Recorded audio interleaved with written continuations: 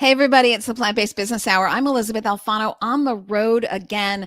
Oh my gosh, I was in Colorado, then San Jose, then San Francisco. Now I'm in Chicago on my way to New York, on my way to Egypt, where I'll speak at COP27 about the intersection of investing and establishing a sustainable food supply system. I'm really excited about that. And I'll do some pre-talks on network TV, et cetera, while I'm in New York next week. Getting very excited for that. But for today's Plant-Based Business Hour, I want to talk to you about what we are seeing emerge from the plant-based space as we grow beyond the Beyond Burger. And I'm a big fan, as you know, of the Beyond Burger, and I believe it is healthier. I know we've had that conversation before. Is it a carrot? No, but it doesn't have trimethylene oxide, and doesn't have animal heme, it doesn't have cholesterol, it doesn't have antibiotics, doesn't have hormones. It is a step in the right direction for the growing market that we call flexitarians, those folks that are working out some of the meat and bringing in some of the plant-based options. Okay, great step in the right direction, but can we do better?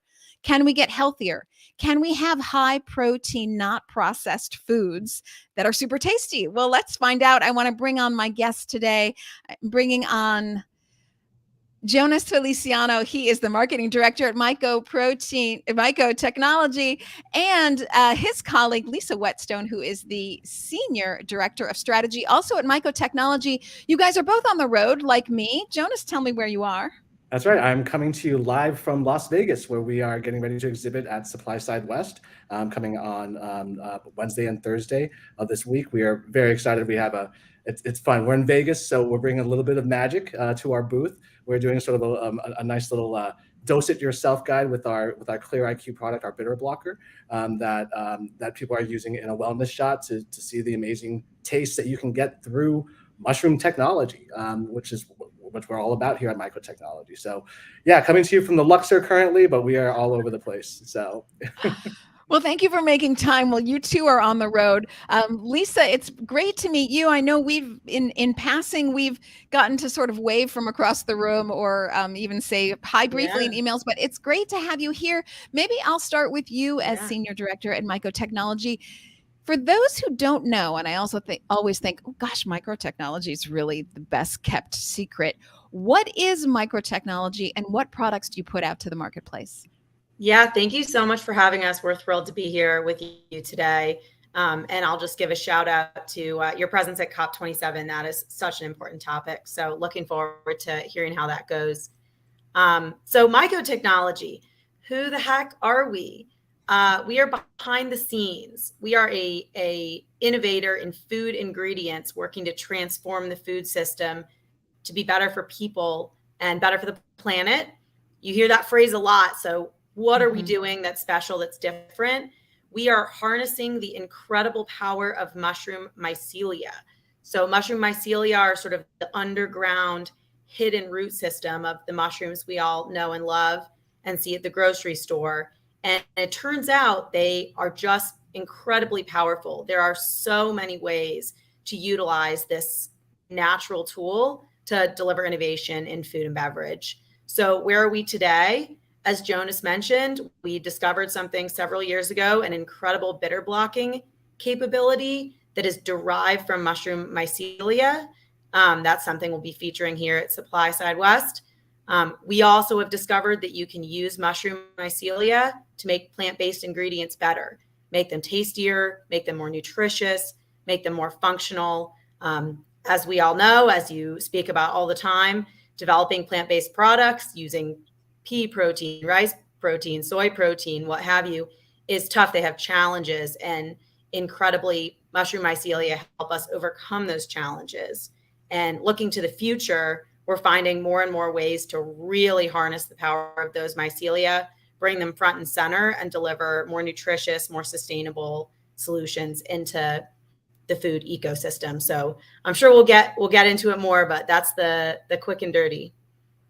I love the quick and dirty, but I think I want to even head into a deeper dive, at least for myself, and then we'll go with Jonas, who I know can really take us through the communications debacle, if we can say that in the plant-based industry. But I just want to understand as much as I can without being a scientist, the mycelium that is sort of the network or I think of it as like the highway between underground, between other trees and plants, and sort of transferring nutrients to and fro. Is Absolutely. this? It's just amazing, really. I can't say like the miracle of mushrooms enough. It's really not cliche, but so true.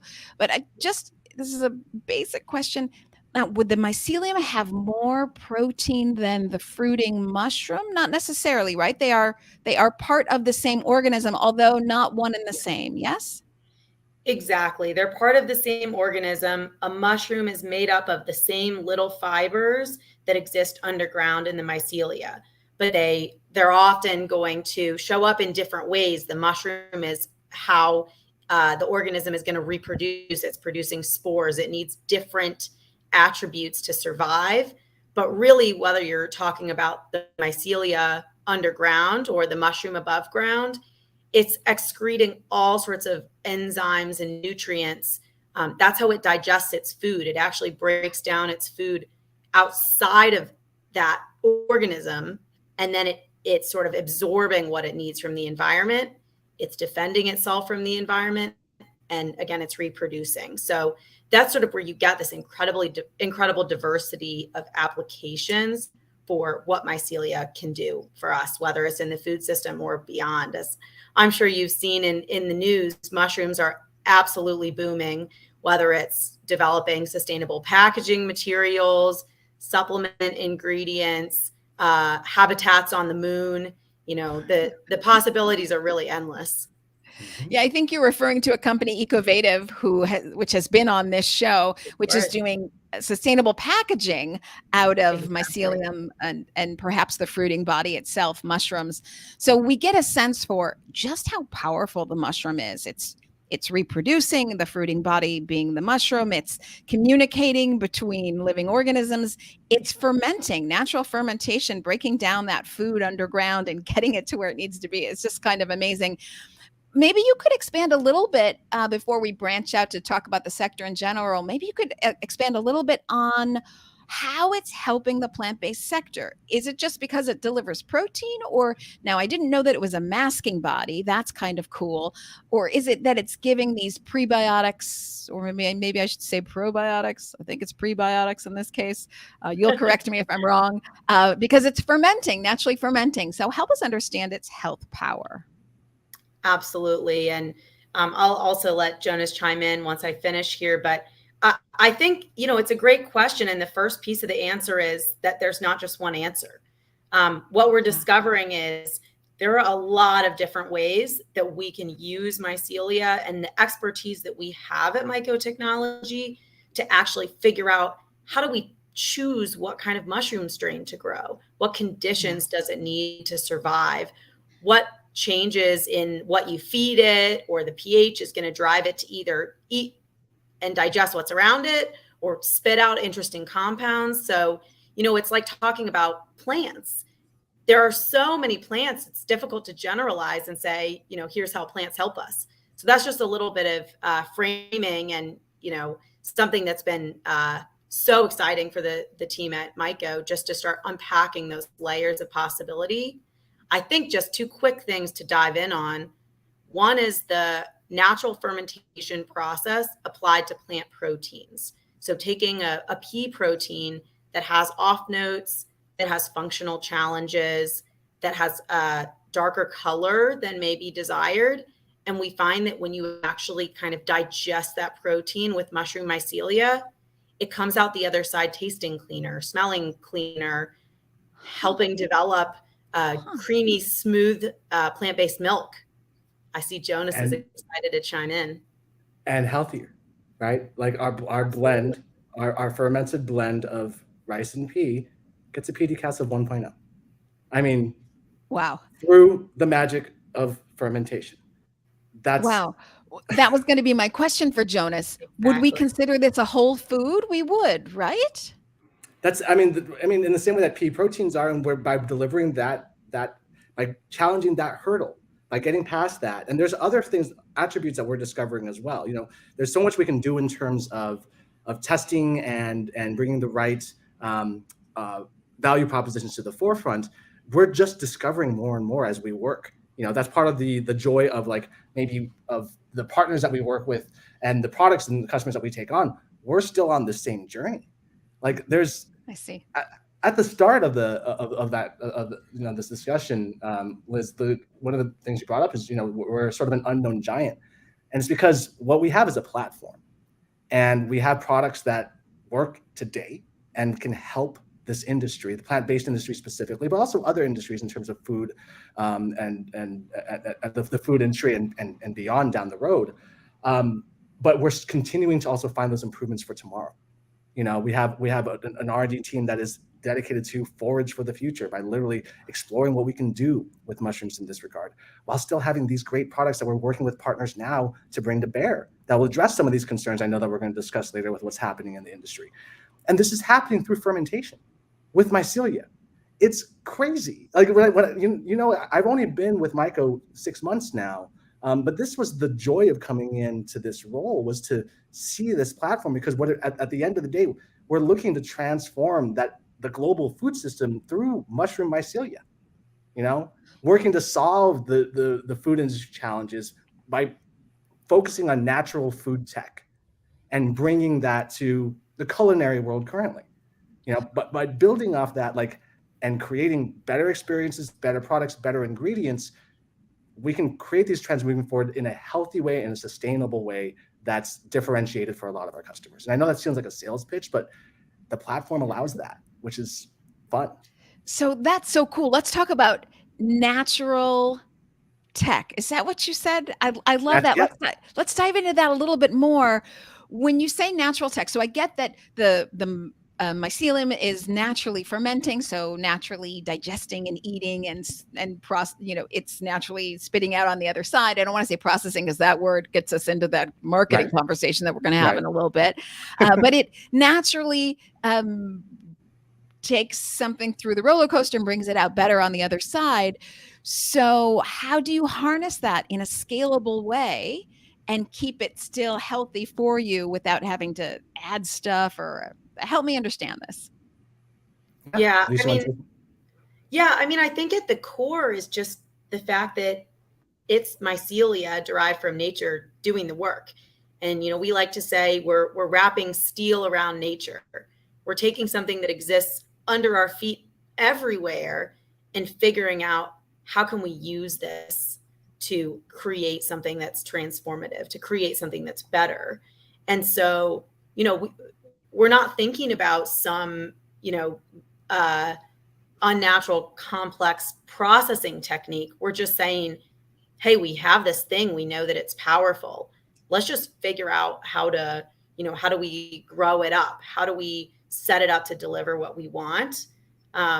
You probably can't see it too well, but behind me, I've got a nice photo from our facility. And, this is one of the great things about MycoTechnology is, we, in some ways, we're a startup. We're really on the bleeding edge.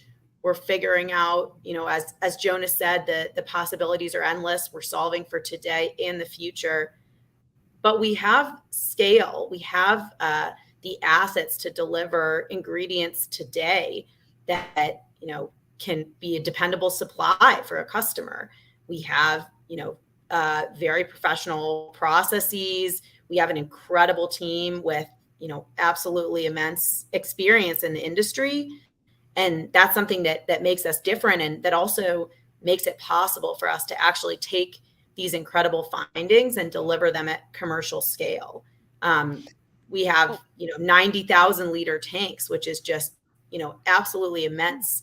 Reminds you of getting to see, what it looks like to make beer, except what's in there is mushroom mycelia. So, it's kind of hard to wrap your head around when you stand there and you kind of look at our facility and think about what's happening in those tanks. But it really is the same stuff that just happens under the soil.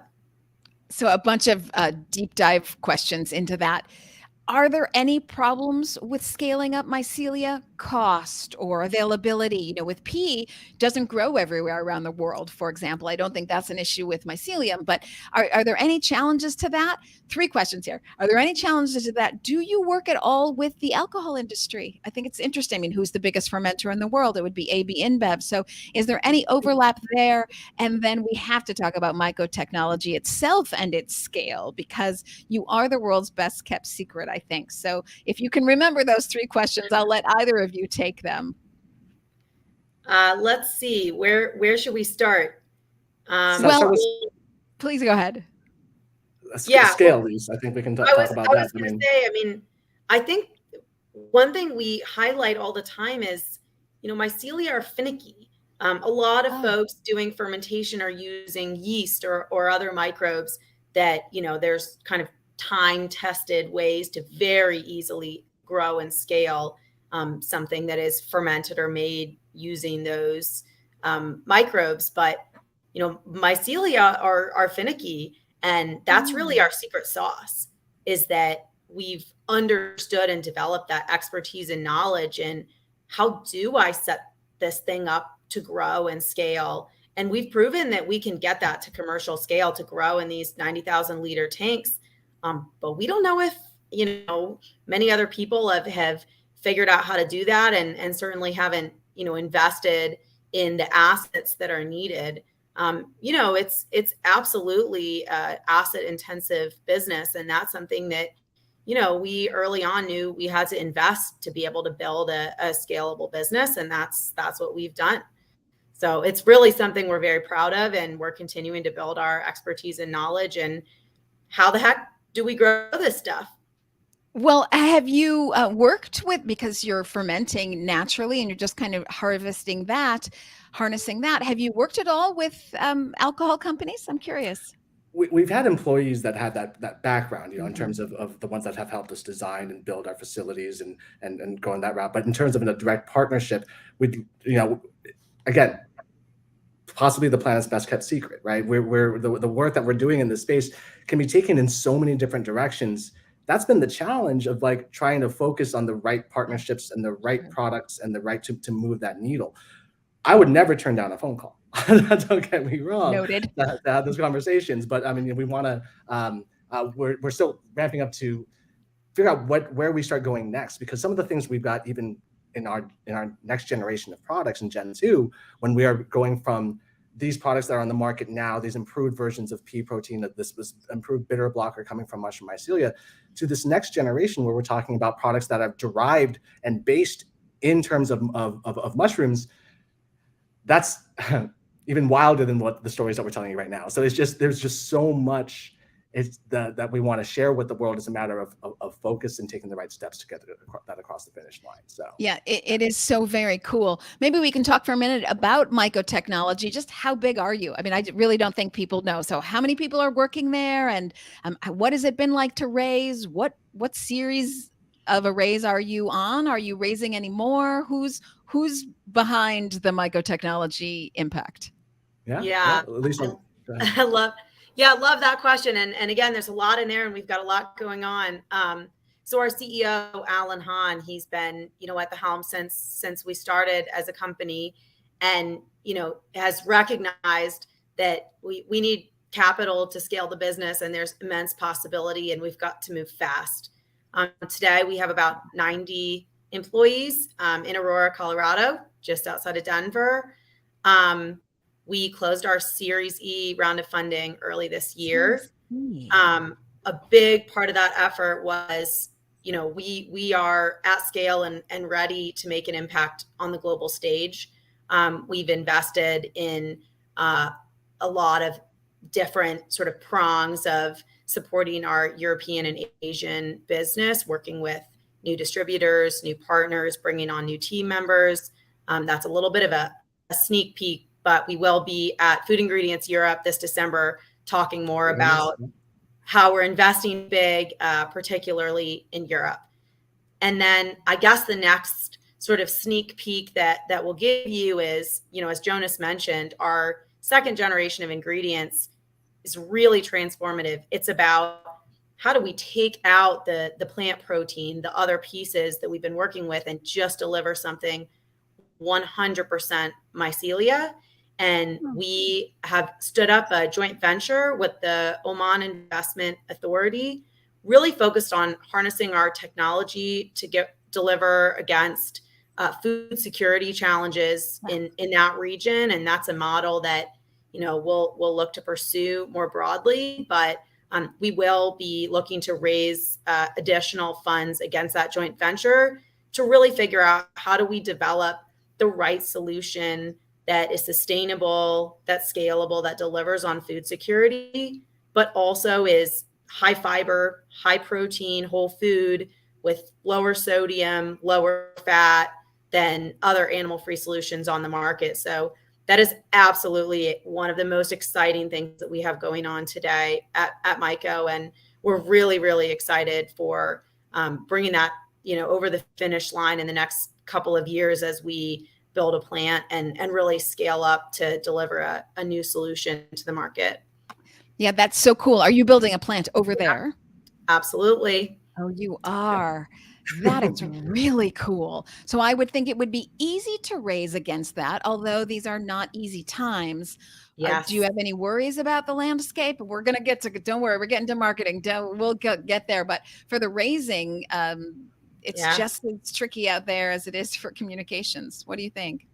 Yeah, I'll just say that we're feeling very positive. We're solving just enormous challenges that are top of mind for so many folks in the government and beyond in different regions of the world that are thinking long and hard about, you know, the future of feeding their population. So we're very bullish on our possibilities in the region. Not concerned at all about being able to secure the funding we need to bring this to life. So, you know, don't quote me on it, but I'd say, you know, we're going to be in a great place.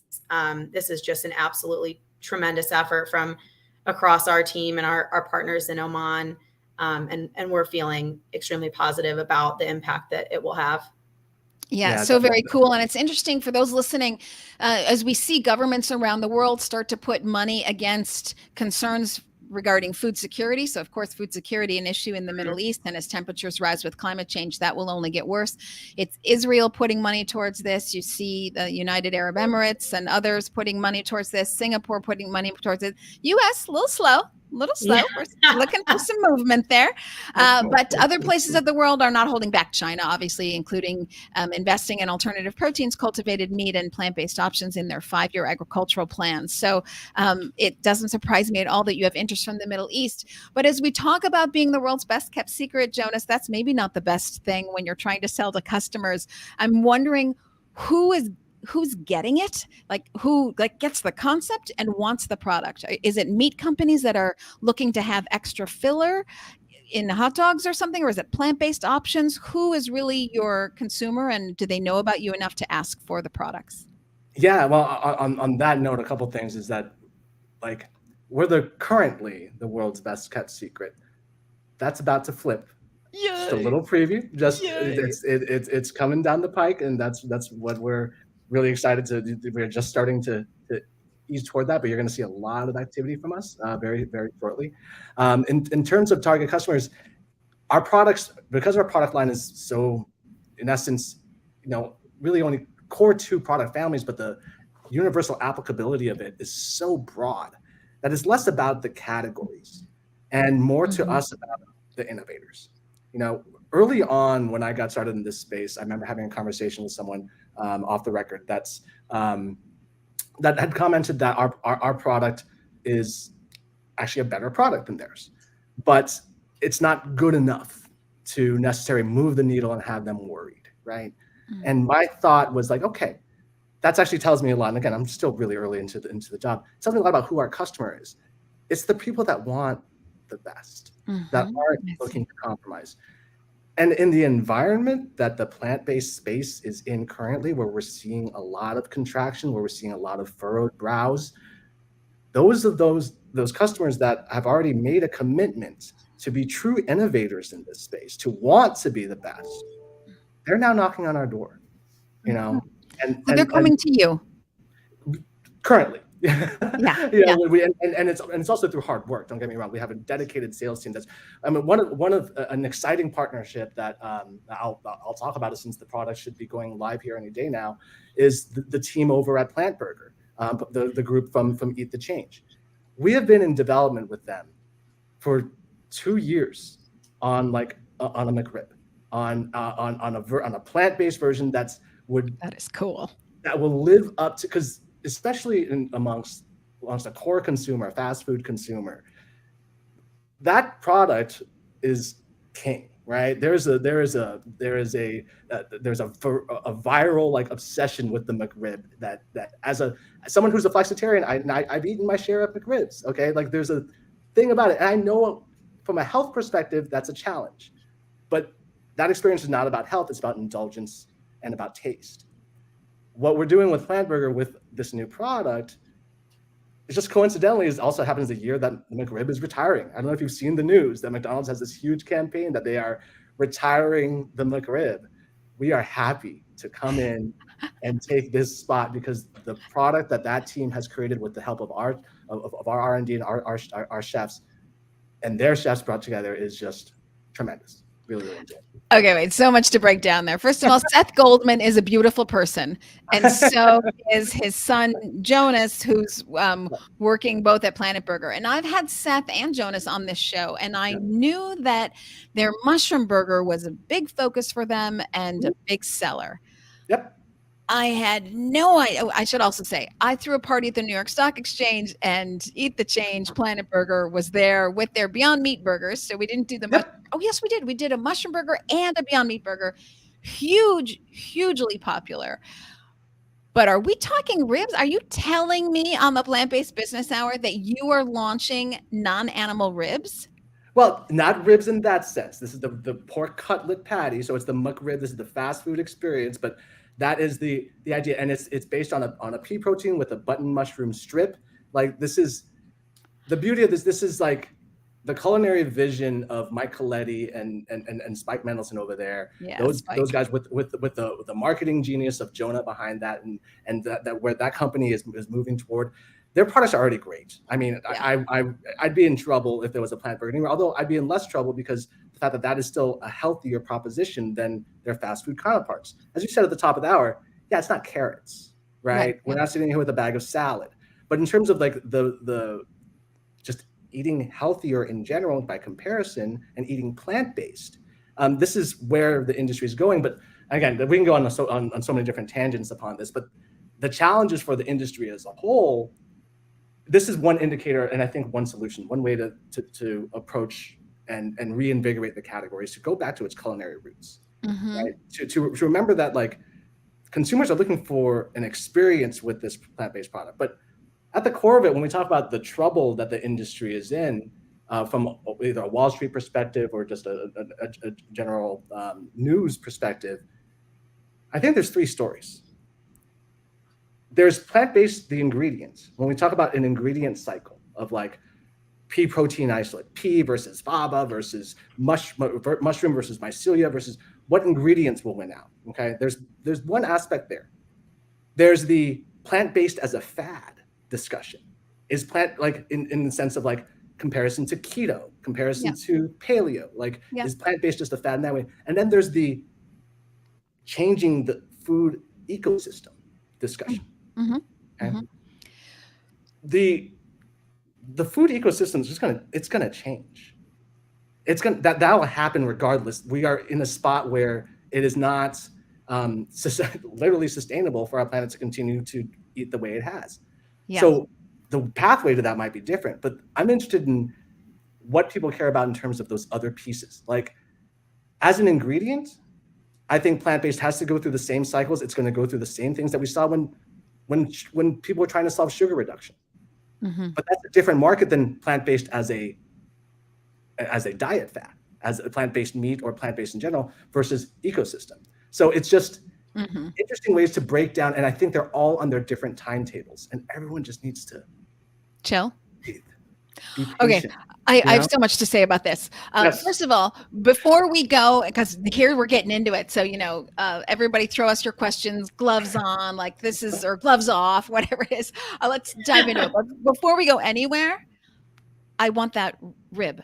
How are you getting me that rib? Like, how's that going to go down? So it will be live. It should be live in Nomad this week. In terms of a small offer there, and then we'll reach more stores as we scale that sucker out. But so I'm in New York next week, and I can get it when I go to. Stop by. We will make sure, even if it's not on that menu, we will make sure you get one. So, folks, I'm going to Planet Burger when I go to New York. Jonah, it's going to be amazing. That's happening. Okay, so let's talk a little bit about the general ecosystem. On this show, we've talked a lot about the inefficiency of our current food supply system, the overuse of water, the overuse of land, the over emissions emitting. So just a couple stats here. According to the EPA, the animal agriculture industry emits 37% of the U.S. emissions for methane being the most nefarious of the gases because it's so powerful, but it's also the lever that we can push on because it has the shortest shelf life. So you can change your emissions now and actually impact 2030, 2050. Almost doesn't matter what you do with carbon. It has such a long shelf life. Whatever you change now won't really change how much carbon emission is in the air. So you really want to press on that methane lever. And again, animal agriculture producing 37% of the U.S. emissions and 1/3 of the world's methane emissions. So, but also the land use and the water use. 42% of our clean water is used for animal agriculture, and obviously rising temperatures, more droughts and stuff. This makes water a increased interest of governments as they look to feed and water their people, for lack of a better expression. So, and then land use, as we have more and more climate refugees and temperatures are hotter, so you can't live or grow food in other areas. You see the availability of land to us to live on is reduced, and then the availability for growing food is reduced. And why do we use 77% of our land for animal agriculture? Well, because we deforest. Shoot, we kind of need those trees to pull carbon from the air, but okay, whatever. We deforest and we grow crops that have food, that are food, including fiber and protein. Do we give that food to people? No, we give it to animals. So this incredibly inefficient middleman.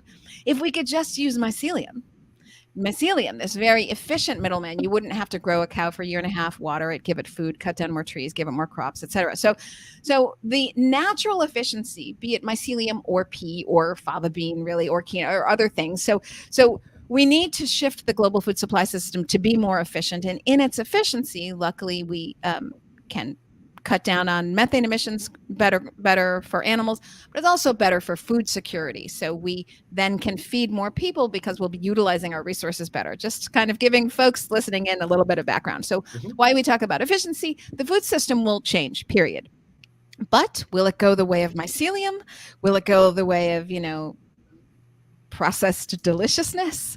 By the way, so sorry, I'm going to let my guests to talk here for a second, but as we dive into the marketing, and plant-based has been slammed for processed food, let me just say that meats are processed meats, that would be sausages, hot dogs, deli meats, are class 1 carcinogens according to the World Health Organization. This is why our Beyond Meat burger, is it a carrot? No, but it certainly isn't on the list of class 1 carcinogens from the World Health Organization. So, Okay.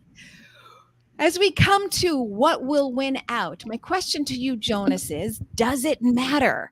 Can we have a world where we have meat and we have plant-based meat, but it's kind of super your guilty pleasure? Can we have mycelium, which is health food? And will we have people cooking at home? Maybe raw, vegan even. Like, how's it going to go? Can we have all these choices and still live? No. And no. I say that shockingly, because I say that and say that somewhat facetiously, in the sense that not everyone's going to be happy, but I am convinced at the end of the day, we're not going to make everyone happy. There's always going to be people that are going to complain and say that plant-based is doing this and that someone's doing that. The things that society today argues, the fact that we are having even in arguments, that we need to remind people about the environmental impact that animals are. We're never going to get like full consensus there. No. But will we have an ecosystem where we'll likely save a lot of this planet and save our resources and extend the shelf life of this planet? Yes, because we'll have no choice. And does it matter in terms of what wins out? Yes, in the sense that, from an investor POV and from a society point of view, no.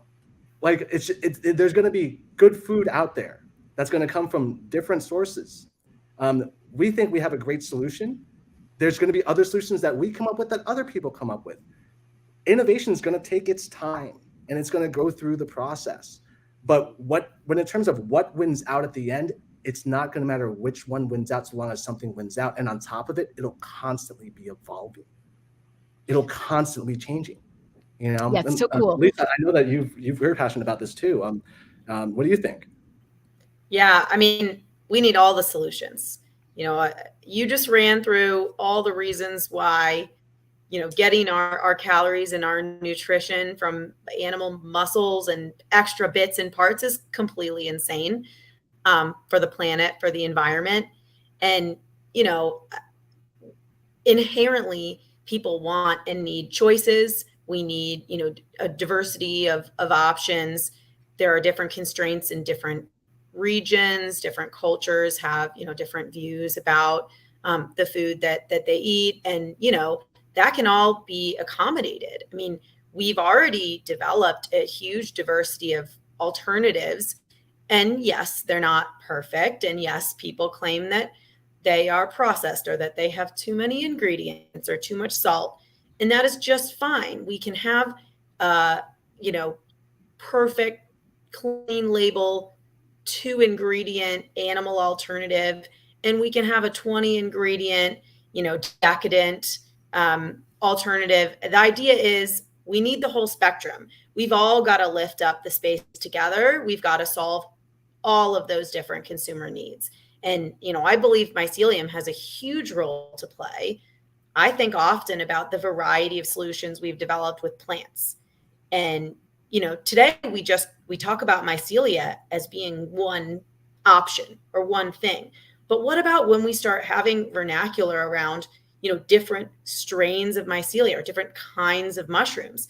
The same way we talk about the huge differences between, what we make with pea and what we make with soy, or what we can deliver with lentils. I mean, this is an entire, kingdom. It's a whole kingdom. It's a kingdom that's many, many times larger than the plant kingdom. And so the possibilities are absolutely endless. We absolutely want to be on the cutting edge of figuring out what are all the incredible solutions that we're going to find. There is so much exploration to be done, so much discovery that's yet to happen. We will be a part of the solution. Plants will be a part of the solution. There's probably something, as Jonas said, we've not even thought about or talked about or couldn't even imagine today that will be part of the solution. But at the end of the day, we've got to get our heads on straight and, just get off of this addiction and save the planet. And we'll probably all save a lot on healthcare costs in the process. And that's the key, is that we are building this thing while flying it. We cannot speed up innovation. So we have to either practice patience, which we know as investors, as an investment society, we don't have, or we solve the other questions that are happening in plant-based to buy the innovation time to get through. Like I said, pea has been a tremendous solution for many people, and it has opened up doors. We have this amazing product that mimics meat. Yeah. Okay, that got us to a certain extent. Now we got to get to the next stage, right? To make plant, because now we're dealing with consumers more. So I'm taking the conversation from like ingredient solutions to the actual end use products and the experience that we need to give consumers in order to bridge that gap, right? And that's the work that people at Plant Burger are doing. That's the work that people at Vertage Cheese are doing. That's the work that the innovators are coming in and creating experiences so that it's not, I mean, don't get me wrong.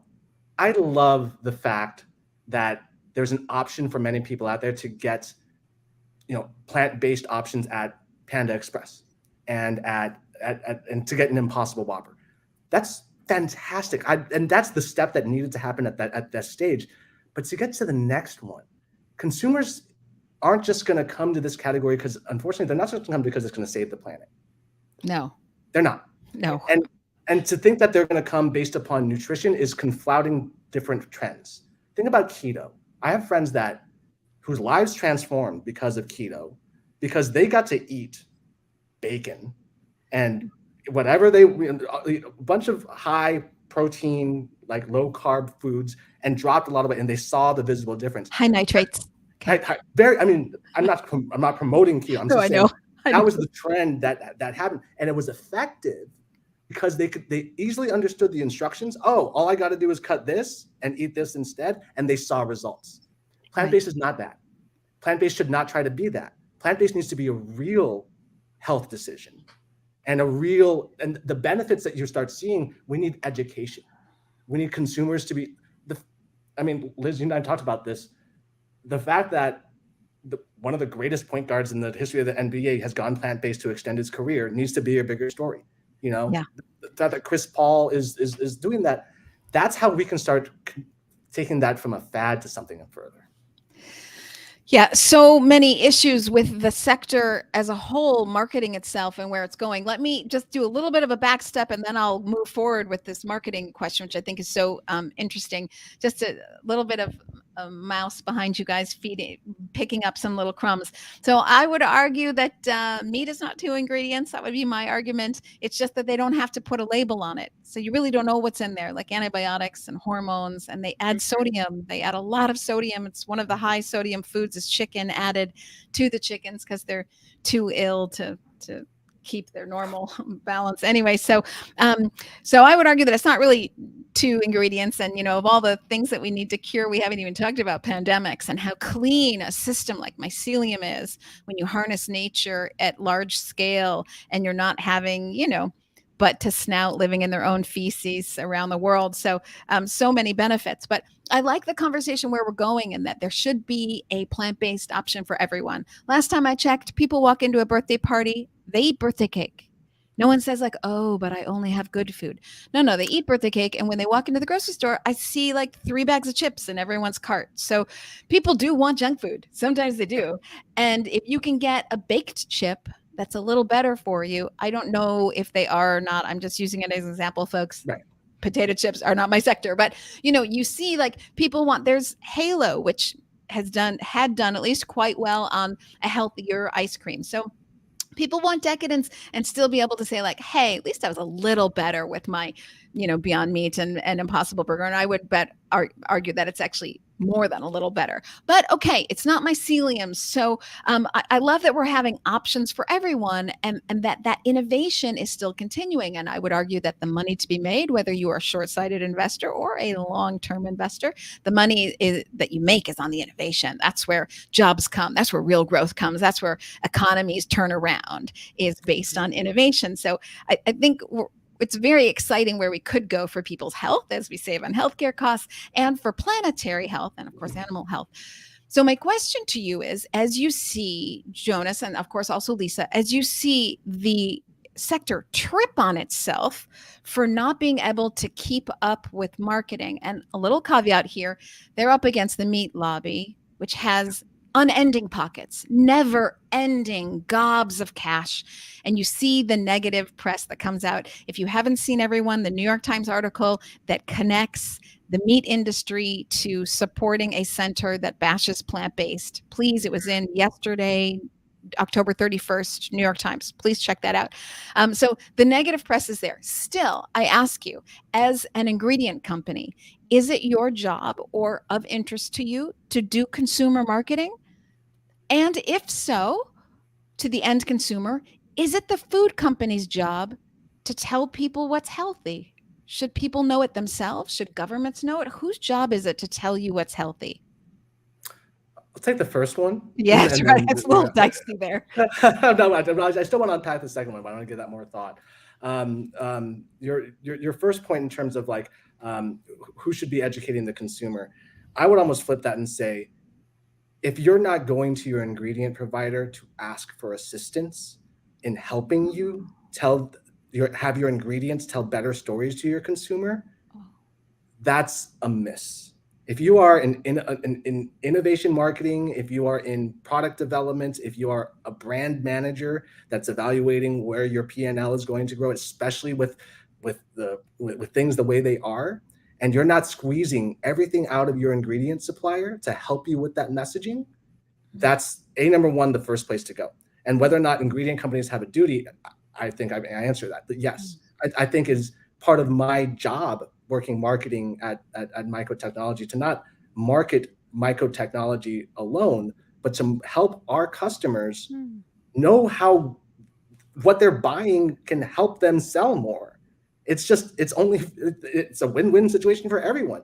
The issue is a lot of formulators, they don't view their ingredient providers that way. They might view it from like their flavorists, maybe their co-mans, people further down that value chain, but because they're not necessarily in it with the ingredient manufacturers to begin with, it can be a challenge. But so that's my response. Interesting. Lisa, what do you think about that? Educating the consumer on what's healthy or what's not healthy. What do you think? Yeah, I mean, that's a huge question, right? This is sort of we understand the societal benefit, and I would argue necessity of people being able to decipher what they should put in their bodies and make good choices. We see today consumers are really confused, and the reason is nobody has taken responsibility for that. The government regulation, covers safety and things like that, but deciphering a label is challenging. There's, ebbs and flows of messaging about certain ingredients. Eggs are horrible for you. Eggs are great for you. Good fat. No, wait, no good fat. So, we've all seen this in our everyday lives. It's impossible to know what to believe. And therefore, it's easier to just say, all right, well, I'll just do the best I can with what I have. And my view is we've got to work throughout the value chain to provide that education, because it's not there today. And someone's got to do it. And those of us that are working to create more nutritious products like we are at MycoTechnology, we figure we've got to be part of the solution. And like Jonas said, that means working with brands, working with food service establishments, co-mans and suppliers that we partner with. It's going to have to be a team effort. Plant-based as a whole has a really immense and powerful health message to share. There are studies out there today demonstrating, long-term health benefits of swapping to the Beyond Burger, which is, obviously receiving criticism for its label. And yet there are these incredible results in these, very reputable studies. And so we've got to be a part of it. I mean, as one, ingredient supplier providing a subset of solutions, we can't do it alone. And, we certainly don't have the answer. But we are always thinking about how we contribute to that consumer education. Maybe as Jonas said, as we become more visible and more prominent, maybe we try to take a role in that communication. But where are we today? Just try to build those relationships with our customers to say, hey, let's work together on this. Like, you have got to put that message front and center. You've got to be loud and proud about it. Today, plant-based meat just says plant-based. That's its main claim. That's the main message. And, the folks that are choosing plant-based for, the most basic, obvious reasons, who've decided they want to purchase based on environmental impact, we've saturated that market here in the US. So you better start putting front and center on your label, if you're a consumer-facing brand, a message around health and nutrition. And we, as an ingredient company, we hope our fellow ingredient companies are there to provide support, evidence backing to make that possible. But it's going to be a big shift, and it's got to happen. And just on that end, the health messaging, absolutely. But I also I can't say enough, make it an experience. This, like we've done, the burger's done great. Okay, like the burger's great. We're seeing some great burgers out there. There's a lot of burgers out there now. Can we move beyond the burger and let people cook? Let people discover not a dish that's like, oh, this is good for a plant burger. This is good for a plant-based something, but just this is good. And it's better because it's plant-based. We got there with dairy. Yeah. Meat needs to have its moment in the light that way. Yeah, I like what you're saying, because I think without the taste, people don't listen to the message. Exactly. They're really not so interested in the message unless it tastes really great. So they've got to have that great experience, as Jonas is saying. But Jonas, I'll let you have last word on marketing. So, we don't have the dollars that the meat industry has, but what would you see from your marketing expertise as like immediate next steps for the sector as a whole, what you'd like to see out there in marketing? I mean, Marketing I messaging. I call on our colleagues at PBFA and GFI. What we've got in this industry more than the meat industry. And again, I don't want to disparage, because I have colleagues that work in that space as well. We've got a lot of passion, a lot of creativity, a lot of great chefs and scientists, and we've got some great minds. Just bring us together. Let us collectively come into this moment and give us a message to carry forward. We are already waiting to just pull that together. Yeah. It's almost a plea. You like almost have a plea. I so feel you, because we have got stories out the wazoo. We've got health, we've got experience, we've got environment, we've got better water numbers, better emission numbers. We've got athletes, we've got celebrities, like we've got great studies. Like we don't even have to spend any money on the studies. They've been done. They're peer reviewed. They're from Harvard and Lancet studies, and they're all great. Even from the, more decadent burgers to the more healthy, every study's great, and we're just not getting the word out there. I know we're poor. I mean, I know that, but I agree with you. What we can counter in money is, again, the unified message. That's the thing. We got to stop fighting each other. We got to there's art. If anyone's tent is big enough, it's ours. It's plant-based. Yeah. So right. Yeah. Cause we've got 99% of the market still yet to take over. Exactly. You guys, as we round up here, as we both, I let you go back to your trade show and I'm going to get packing. So a couple exit questions. These are meant to be fast off the cuff, just kind of one sentence answers. I'll start with Jonas. We'll just go back and forth. Jonas, Lisa. Okay. So predictions, Jonas, what are we going to see in the next 3 years? Next 3, I think we're going to see a new Whole Food take over the space. Cannot wait. And I know you guys will be at the forefront. Lisa, what do you think? Oh man, I think we're going to see just some totally new food products. We're going to stop just recreating bacon or recreating slices of cheese. There'll be something totally new. Yeah, I love it. I'll just say, because I can already anticipate like the people who are saying like, it's new and it's tech in my food, and then don't do it. Then you go home and cook, and you spend time with quinoa and beans. No one's judging you for being with quinoa and beans. Go do it. No. But you might not be a mother of 3 who's working a full-time job, who cannot make quinoa and beans tonight. So, other people are doing their thing. Just let everybody do their thing. My next question. Okay, Jonas, what do you wish you knew 10 years ago that you know now? Oh, gosh. Probably just in terms of food health. I mean, honestly, if you look at a picture from me 10 years ago from where I was now, like it's a jarring difference. And it was a run-in with being diagnosed early diabetic and not doing anything about it, and then type 2 diabetic, and really taking charge of my life through nutrition has been really key. So wish I knew that before, so I didn't have to work as hard. Isn't that the most powerful message? We're taking back our health, and we're taking back the health of the planet. I'm so happy to hear your good news. Lisa, what you got for me? Oh, hard to follow that one. I'm going to go with keep the main thing the main thing. Don't suffer over the little stuff. Don't agonize. Just, keep the main thing the main thing. And even a month down the line, you'll look back and say, God, I'm really glad I just focused on that and didn't worry about the small stuff. I love that you say that. I've got a viewer here, Tom Bancel, who says one of my also very favorite things, when people show you their real colors, believe them. It's one of my favorite phrases. Lisa, you kind of gave us your what you wish you knew 10 years ago, and you sort of gave us your favorite phrase. If it's the same, we'll switch on over to Jonas. But if it's different, let me know. If you're having a bad day, what's the phrase you tell yourself to get yourself back in the groove? Well, that would be the first one. And the second one is there's always ice cream. Oh, yes. I love that phrase.